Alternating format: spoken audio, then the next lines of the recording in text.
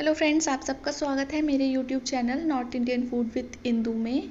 तो आज मैं आपके साथ शेयर करने वाली हूँ रवा यानी सूजी से बना हुआ डोसा। तो अगर अचानक से आपका डोसा खाने का मन करे तो आप झटपट इस सूजी के डोसे को बना करके तैयार कर सकते हैं। तो बहुत ही कम समय में ये डोसा बन करके तैयार हो जाता है और खाने में बहुत ही ज़्यादा टेस्टी लगता है। और अगर आप कुछ हल्का फुल्का खाना चाहते हैं तो आप इस डोसे को बना करके तैयार कर सकते हैं। ये बहुत ही टेस्टी बनता है। तो चलिए फिर इस इंस्टेंट सूजी के डोसे को बनाना हम शुरू करते हैं। तो यहाँ सबसे पहले मैंने ले लिया एक ग्राइंडिंग जार। इसमें हम डाल देंगे 1 बड़ा कप सूजी। तो यहाँ बारीक वाली सूजी का ही इस्तेमाल करें। इसमें हम डाल देंगे 1 चम्मच बेसन, साथ ही इसके हम डाल देंगे 1 चम्मच गेहूं का आटा। और अब हम इसमें डाल देंगे आधा कप दही और इसी के साथ हम इसमें डाल देंगे 1 कप पानी। तो यहाँ हम पानी डालकर इसे मिक्सर में 1 से 2 राउंड घुमा लेंगे, जिससे कि इसमें लम्स बिल्कुल भी नहीं रहेंगे, जिससे कि एक स्मूथ सा बैटर इसका बन करके तैयार हो जाएगा। तो मैंने यहाँ इसे ग्राइंड कर लिया है। तो अभी आप यहाँ देख सकते हैं कि इसकी कंसिस्टेंसी कुछ इस तरह से है। तो मैं यहाँ इसे ट्रांसफ़र कर दे रही हूँ एक दूसरे बर्तन में और इसे अभी हम 10 से 15 मिनट के लिए ढक करके छोड़ देंगे, जिससे कि जो हमने सूजी इसमें डाली है वो काफ़ी अच्छे से फूल जाएगी।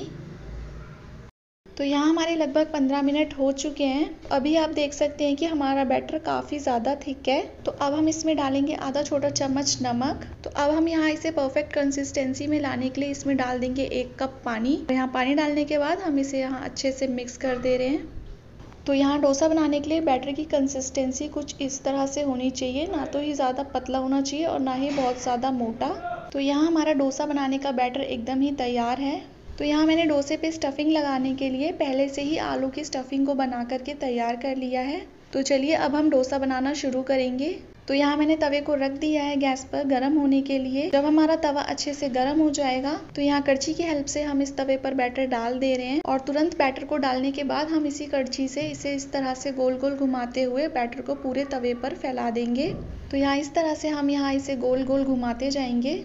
और याद रखें कि डोसा बनाते वक्त फ्लेम को बहुत ज़्यादा हाई बिल्कुल भी ना रखें, एकदम मीडियम फ्लेम पर ही हम डोसे को बना करके तैयार करेंगे। तो यहाँ हमारा डोसा ऊपर से ड्राई हो गया है। तो अब हम इस पर डाल देंगे 1 चम्मच तेल और इस तेल को पूरे डोसे पर हम अच्छे से फैला देंगे। और साथ ही में इस डोसे पे मैं ऊपर से स्प्रिंकल कर दे रही हूँ रेड चिली पाउडर।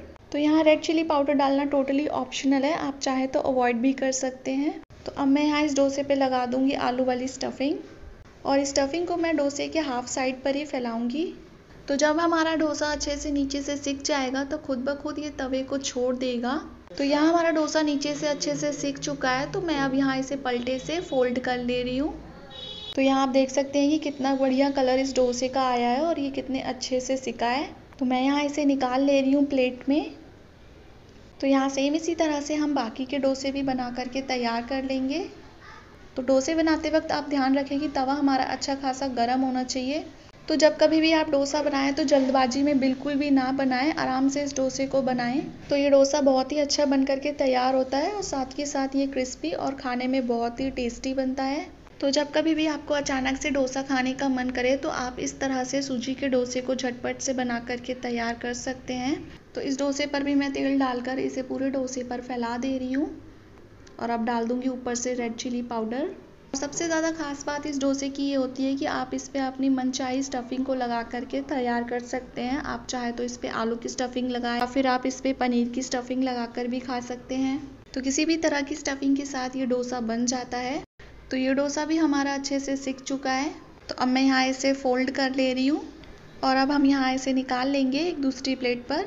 तो यहाँ हम इस गर्मा गर्म डोसे को सर्व कर लेंगे ग्रीन चटनी के साथ।